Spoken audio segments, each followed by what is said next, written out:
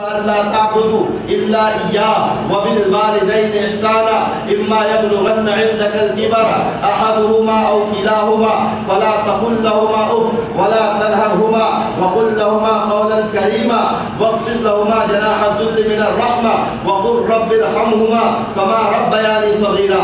یعنی جیسے کہ اس نے بچپن میں تمہیں پالا ہے اس طریقے سے تم ان کے ساتھ شفقت سے پیش آؤ.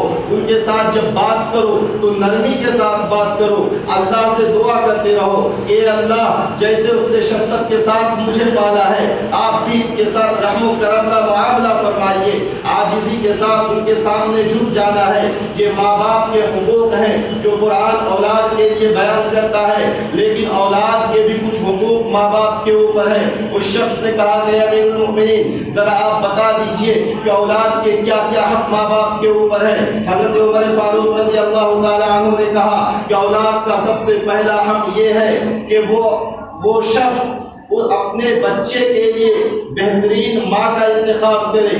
کیا مطلب؟ اس کا مطلب یہ ہے کہ اگر وہ شخص شادی کرنا چاہتا ہے تو سب سے پہلے وہ اس بات کو دیکھے کہ وہ ایک مومنہ عورت ہو, وہ ایک پاکیزہ عورت ہو, وہ ایمان والی عورت ہو, باحیا باکردار عورت ہو, اچھے نسب والی عورت ہو.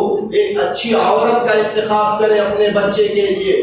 دوسرا حق یہ ہے کہ اپنے بچے کو قرآن کی تعلیم سے آراستہ و پیراستہ کرائے, دینی تعلیم دے اس کو. تیسرا حق یہ ہے کہ اس بچے کا ایک اچھا سا نام رکھے.